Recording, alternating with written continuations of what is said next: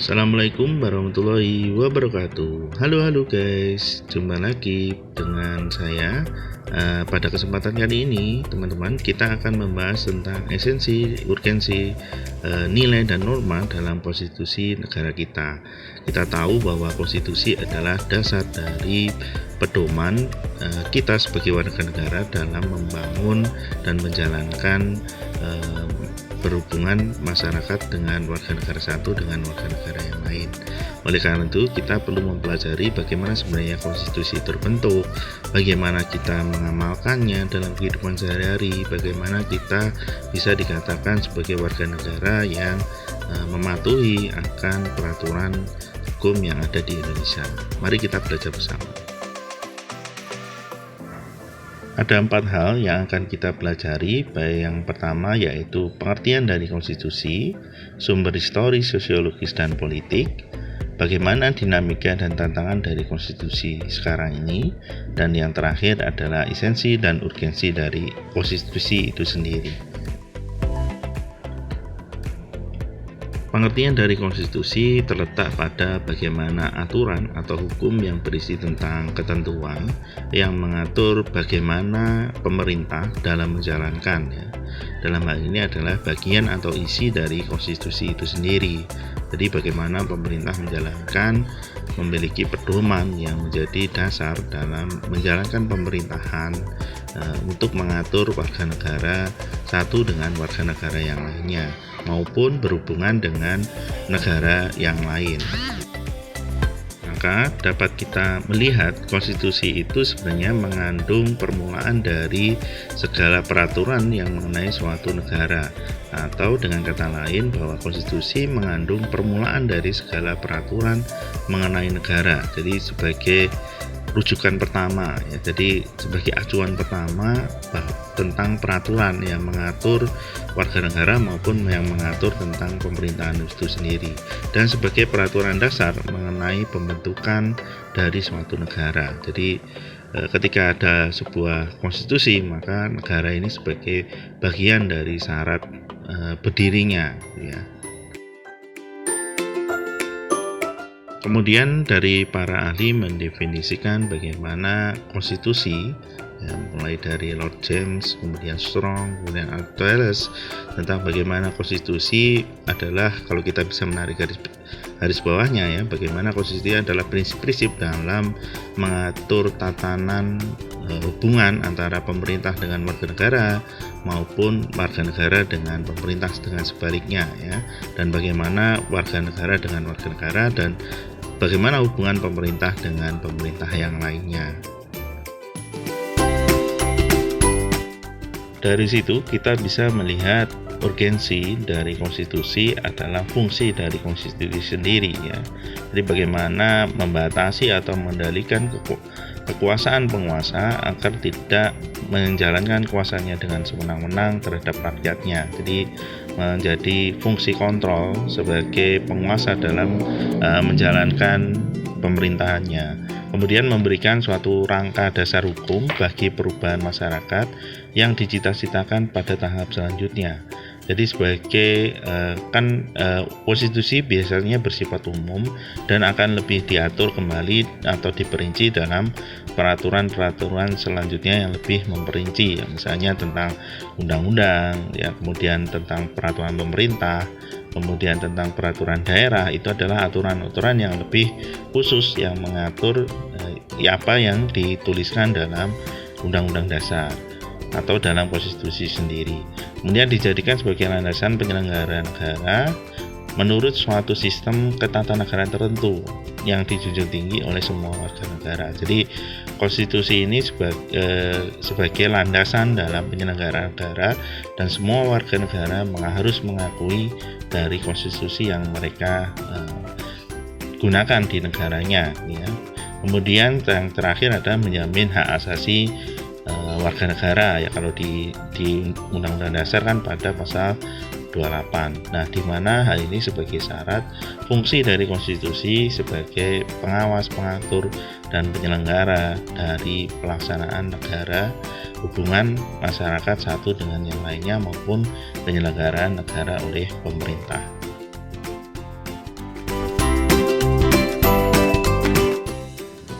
Selanjutnya adalah bagaimana sumber historis dari konstitusi itu sendiri. Kalau kita melihat konstitusi sebenarnya sudah diterapkan mulai dari abad Romawi kuno ya, dimana ketika misalnya bagaimana hubungan manusia dengan manusia yang lainnya, kemudian bagaimana ketika mulai dari peperangan, kemudian akhirnya menimbulkan suatu perjanjian antar sesama manusia, kemudian rakyat sebagai menyerahkan kekuasaan kepada penguasa untuk menjaga perjanjian dari rakyat. Jadi bagaimana hubungan warga negara dengan negara ini sebenarnya sudah diatur ketika masa Romawi kuno tentang bagaimana perjanjian, mulai proses perjanjian sampai dengan nanti di era yang modern.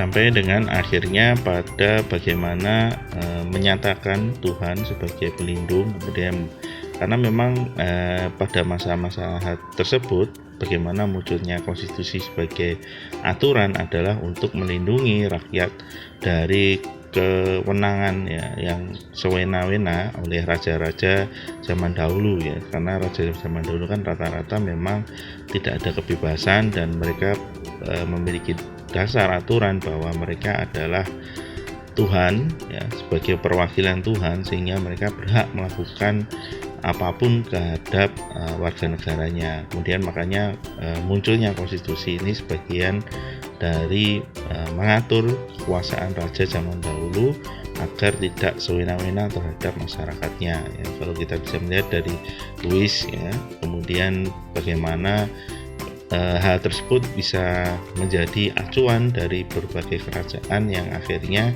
sampai sekarang menjadi sistem pemerintahan baik presidensial maupun parlementer mengakui bagaimana konstitusi ini sebagai dasar mereka dalam mengatur dan menjalankan pemerintahan. Kemudian pasti kita akan menimbulkan suatu pertanyaan tentang bagaimana mengapa diperlukan konstitusi dalam kehidupan berbangsa dan bernegara. Jawabannya adalah karena memang konstitusi di suatu negara memiliki sisi yang dimaksud untuk membatasi kekuasaan penyelenggara negara, dan di sisi lain adalah menjamin hak-hak dasar dari warga negara ya. Karena di dalam konstitusi itu tidak hanya mengatur pada hak dan kewajiban dari seorang warga negara, dan bagaimana kewenangan dari pemerintah ini juga diatur agar tidak melakukan penyelewengan ketika berkuasa ya. Sedangkan dari sumber sosiologis kita bisa melihat aturan dasar yang terdapat dalam Undang-Undang NKRI ya. Bagaimana pembatasan kekuasaan pemerintahan atau penguasa negara dilihat pada bab 3 ya. Mungkin teman-teman bisa dulu masih mengingat bagaimana di SMA juga pernah diulas ya, bagaimana tentang amandemen 1, amandemen 2, amandemen 3 dan 4 itu adalah bagaimana lahirnya pembatasan pasca reformasi agar tidak terjadi penyalahgunaan kekuasaan, sehingga diubahlah atau diamandemen undang-undang atau konstitusi dari negara Republik Indonesia. Sumber sosiologis yang lainnya adalah bagaimana kepala negara yang dipimpin oleh seorang presiden di Indonesia sebagai simbol resmi bahwa di Indonesia ini sebagai kepala pemerintahan adalah presiden yang dibantu oleh wakil presiden dan menteri-menteri dalam kabinet yang memegang kekuasaan eksekutif dalam melaksanakan tugas sehari-hari sebagai pemerintah ya, dan DPR selaku legislatif sebagai pengawas dari eksekutif, dan yudikatif sebagai penegak hukum aturan yang dibuat sehingga terjaminnya sebuah sistem hukum yang ada di Indonesia. Jadi bagaimana siklus kepala negara yang dipimpin oleh presiden sebagai kepala pemerintahan ya, berbeda dengan parlementer yang ada di negara-negara parlementer ya.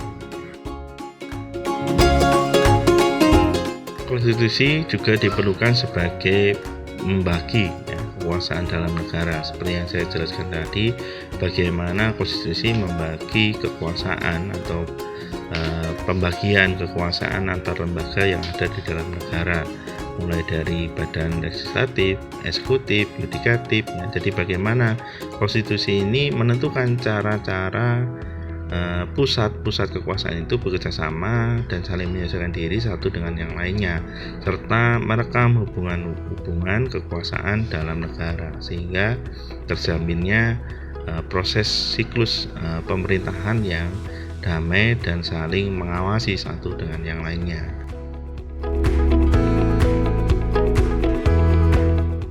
Secara sumber politis, konstitusi dapat berupa hukum dasar tertulis yang lazim disebut sebagai undang-undang dasar, dapat pula secara tidak tertulis, misalnya dalam kerajaan Inggris sebagai negara konstitusional tetapi tidak memiliki suatu naskah undang-undang dasar karena memang di sana konstitusi merupakan seperangkat peraturan tertulis dan tidak tertulis yang bertujuan membangun kewajiban-kewajiban, kekuasaan-kekuasaan dan fungsi-fungsi dari berbagai institusi pemerintah, meregulasi hubungan antar mereka dan mendefinisikan hubungan antar negara dan warga negara. Sementara dalam arti sempit, bagaimana konstitusi ini merupakan suatu dokumen atau seperangkat dokumen yang berisi aturan-aturan dasar untuk menyelenggarakan negara. Dan dalam arti luas, konstitusi merupakan peraturan yang baik tertulis maupun tidak tertulis yang menentukan bagaimana lembaga negara ini dibentuk dan dijalankan. Jadi di Indonesia memang konstitusi atau undang-undang dasar ini dimuat atau dituang dalam secara tertulis, jadi berbeda dengan yang ada di Inggris yang menggunakan konstitusi yang tidak hanya tertulis namun juga ada undang-undang dasar yang tidak secara tertulis. Namun secara garis besar bagaimana konstitusi ini sebenarnya adalah suatu peraturan yang mengatur tentang penyelenggaraan dari suatu negara sebagai dasar rujukan peraturan-peraturan atau penyelenggaraan kebijakan yang lain dalam suatu negara tersebut.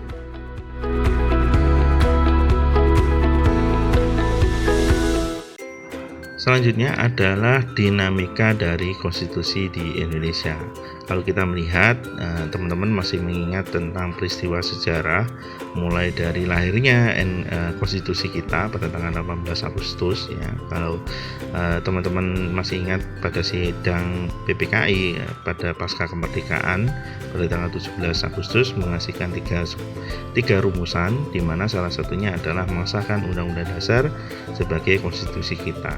Kemudian mulai ada percobaan atau mulai ada gangguan ketika Indonesia harus menghadapi perjanjian Meja Bundar, Konferensi Meja Bundar yang menghasilkan terbentuknya negara RIS Republik Indonesia Serikat.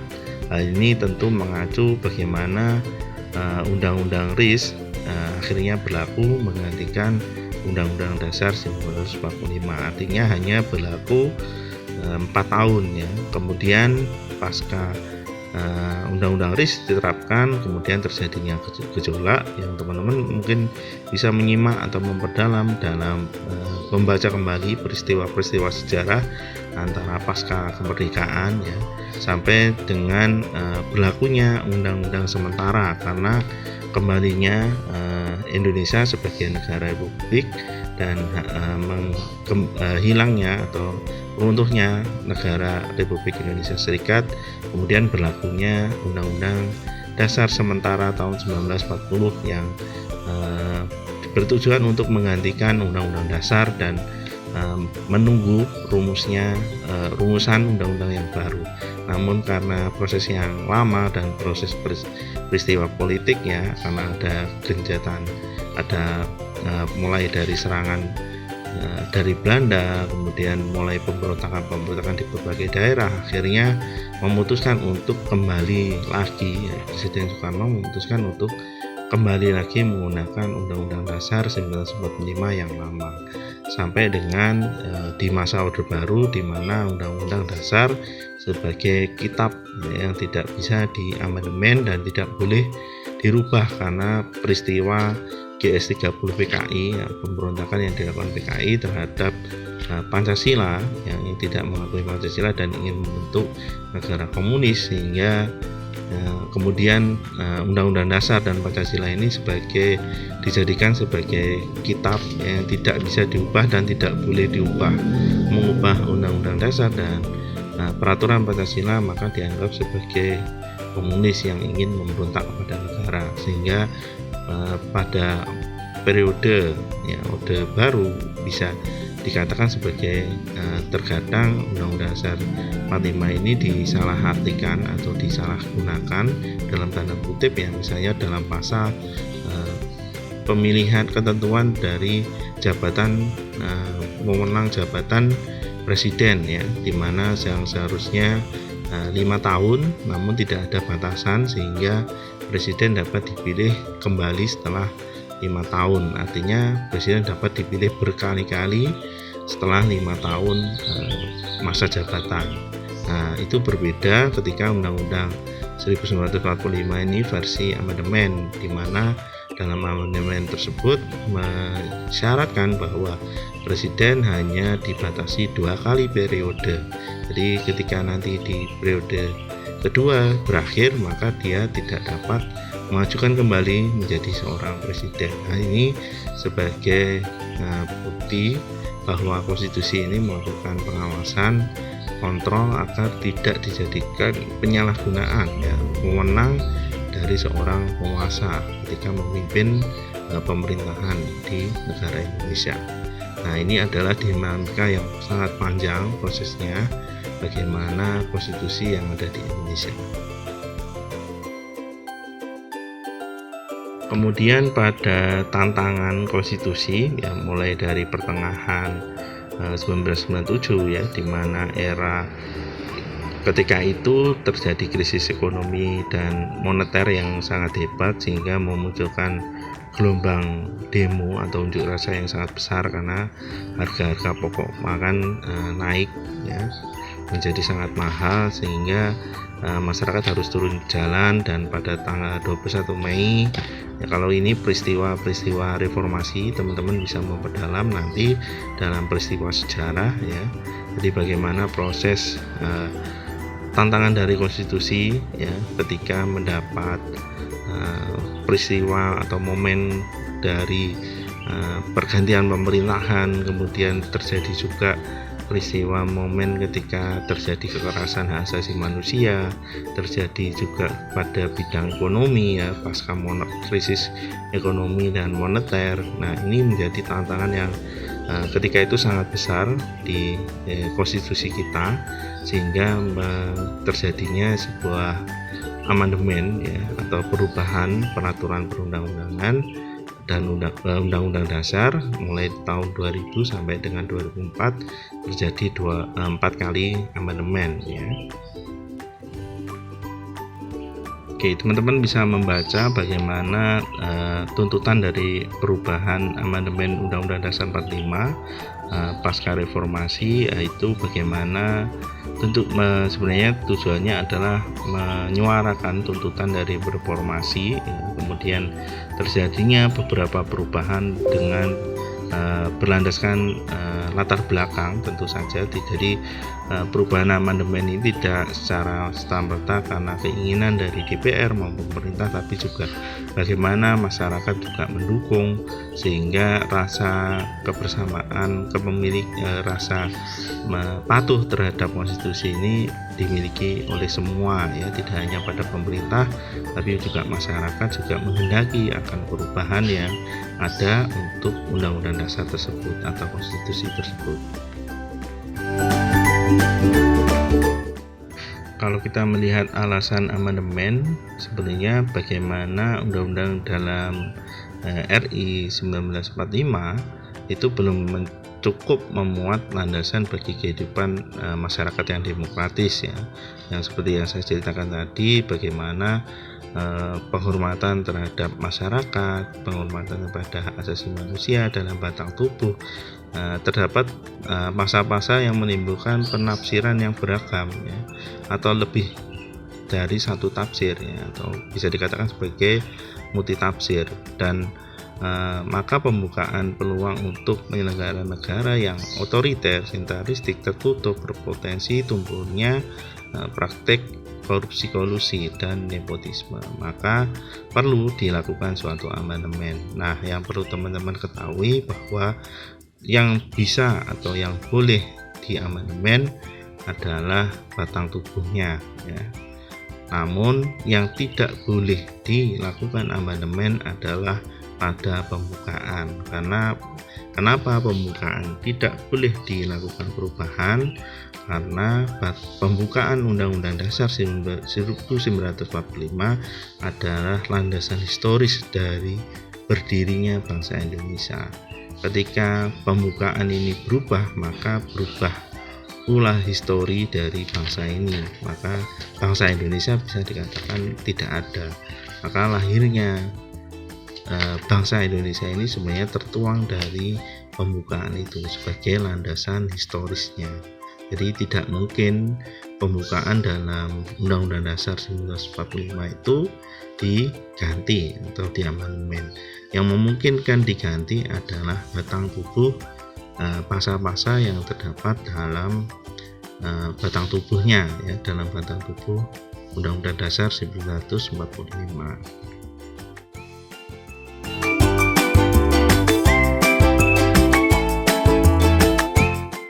Yang terakhir adalah bagaimana esensi dan urgensi dari konstitusi.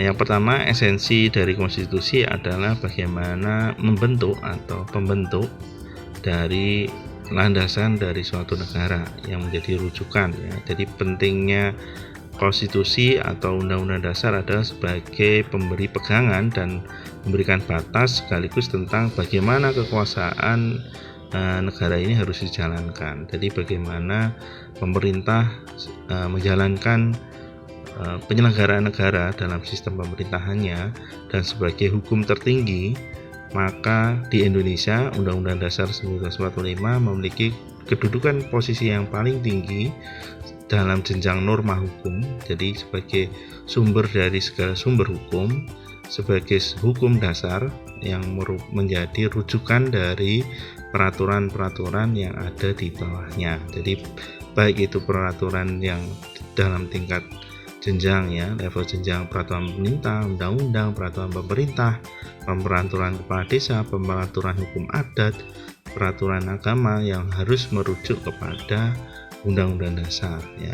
Meskipun dalam Undang-Undang Dasar juga merujuk ada peraturan-peraturan yang ada di bawahnya yang sudah ada ya, karena norma-norma, kalau kita mengingat pembelajaran norma kan bagaimana norma hukum itu terbentuk dari norma-norma yang lain.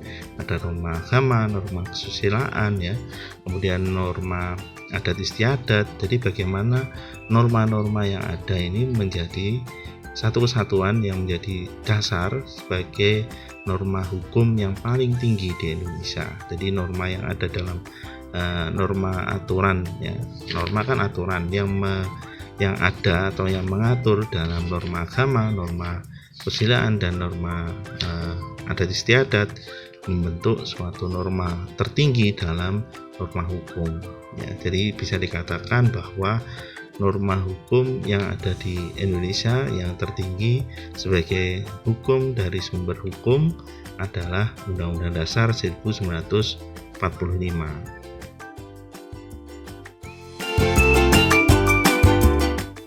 Nah, kalau kita melihat definisinya ya, tata urutan peraturan perundang-undangan berdasarkan nomor 10 tahun 2004 dan ada perubahan yaitu pada Undang-Undang nomor 12 tahun 2011, di mana perubahannya sangat nampak ya, di mana ketika pasca amandemen yaitu di tahun 2011, Undang-Undang Dasar ini memiliki kedudukan yang tertinggi, ya, di mana selanjutnya ada TAP MPR, kemudian ada undang-undang atau peraturan pemerintah, di bawahnya ada Perpres, di bawahnya ada peraturan daerah provinsi, ya, kemudian peraturan daerah kabupaten kota, dan yang terakhir peraturan dari kepala desa atau dari peraturan pemerintah desa.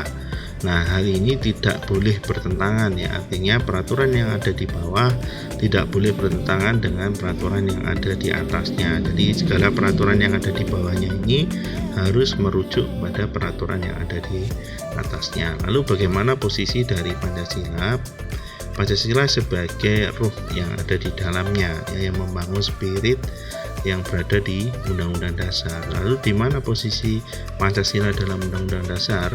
Posisi Pancasila dalam Undang-Undang Dasar adalah berada pada pembukaannya, sehingga kedudukan Pancasila ini memiliki tinggi, ya, norma tertinggi di dalam Undang-Undang Dasar, ya. Oleh karenanya, secara normatif undang-undang itu tidak boleh bertentangan dengan Undang-Undang Dasar 1945. Maka jika ditemukan suatu norma dalam undang-undang yang bertentangan dengan Undang-Undang Dasar, dapat melahirkan persoalan konstitusionalitas, ya, undang-undang tersebut terhadap Undang-Undang NKRI. Maka dapat diajukan, ya, uji review, ya, atau namanya uji review di Mahkamah Konstitusi untuk menguji apakah undang-undang pasal, ya. Jadi yang dibatalkan itu bukan seluruh undang-undangnya, namun berapa pasal yang diuji, apakah pasal atau dalam undang-undang tersebut bertentangan dengan Undang-Undang Dasar, maka akan diuji oleh Mahkamah Konstitusi.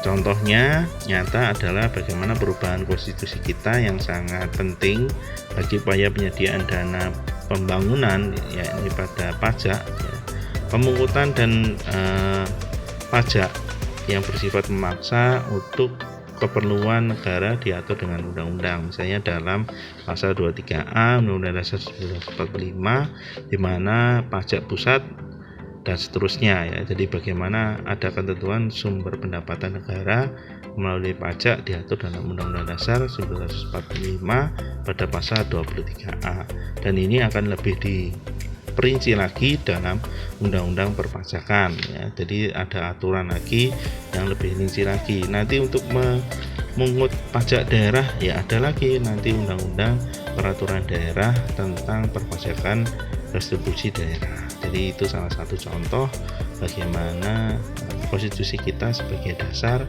mengatur, dan aturan di bawahnya akan mengikuti peraturan yang ada di atasnya. Nah, kalau kita bisa melihat alur gambarnya seperti ini, teman-teman, dari bagaimana proses mula awalnya, ya. Kalau kita melihat misalnya satu kebijakan tentang anggaran belanja negara, ya, bagaimana proses pembahasannya APBN oleh pemerintah dan DPR untuk pengusulan tahun depan, ya, dibahas, kemudian diajukan, anggaran ditetapkan, ya, kemudian dilaksanakan untuk pembangunan baik penyediaan fasilitas, sarana prasarana, kemudian bagaimana warga negara bisa menikmati, dan warga negara yang menikmati tentu akan harus membayar pajak, ya, atas segala fasilitas yang dinikmati yang diberikan oleh negara. Kemudian pajak tersebut akan masuk ke kas negara dan kembali lagi menjadi penetapan DPR dan pemerintah dalam menentukan APBDN untuk penyelenggaraan pada tahun berikutnya. Jadi seperti siklus APBN ini saling membutuhkan satu sama yang lain, ya. Bayangkan misalnya warga negara tidak diatur tentang bagaimana untuk membayar pajak, tentu pendapatan negara kita akan kosong, ya. Bagaimana pendapatan yang kosong, tentu penyediaan fasilitas negara akan terhenti dan masyarakat tidak akan bisa menikmati fasilitas negara yang diberikan. Fasilitas negara apa yang diberikan oleh negara? Misalnya pendidikan gratis, kemudian bagaimana infrastruktur, ya, pengaspalan jalan, pembuatan jembatan, pembangunan sekolah dan rumah sakit dan seterusnya. Bagaimana proses ini sangat penting, tentu menyadarkan teman-teman bahwa nanti ketika menjadi seorang warga negara yang sudah memiliki penghasilan, tentu melapor pajak itu adalah kewajiban seorang warga negara untuk peduli terhadap negaranya, proses berlangsungnya negaranya tersebut. Nah, dari sini kan kita bisa melihat bagaimana peningkatan penerimaan pajak terhadap pendapatan suatu negara memiliki sinyal yang positif karena memang berkaitan ya, tentang pendapatan. Maka ketika negara tidak memiliki pendapatan yang cukup ya, dari pajak, maka tentu akan kesulitan dalam menjalankan roda pemerintahannya ya. Yang paling besar kan kalau di Indonesia memang pendapatan terbesar itu dari sektor pajak ya, berbeda dengan negara-negara lain yang sudah tidak hanya dari pajak ya, misalnya dari Malaysia, di Thailand yang mulai dari sektor pariwisata, dari sektor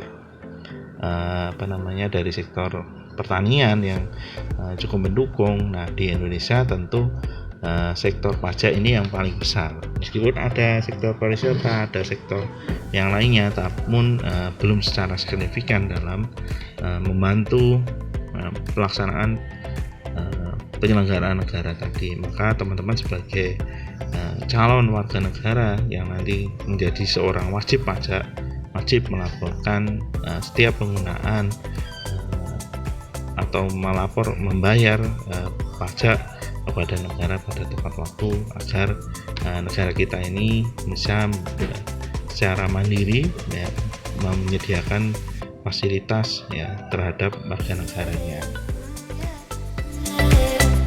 Demikian yang bisa kita pelajari pada pertemuan kali ini teman-teman semuanya. Semoga menjadi wawasan teman-teman tentang konstitusi kita bisa bertambah, bisa memahami bagaimana undang-undang dasar kita ini sebagai sumber dari segala sumber hukum yang mengatur segala pemerintahan maupun warga negara dalam menjalankan pemerintahan yang ada di Indonesia ini, maupun warga negara yang menjalankan hubungannya dengan warga negara yang lain. Semoga bisa dipahami dengan baik. Jumpa lagi pada pertemuan selanjutnya. Saya akhiri, wassalamualaikum warahmatullahi wabarakatuh.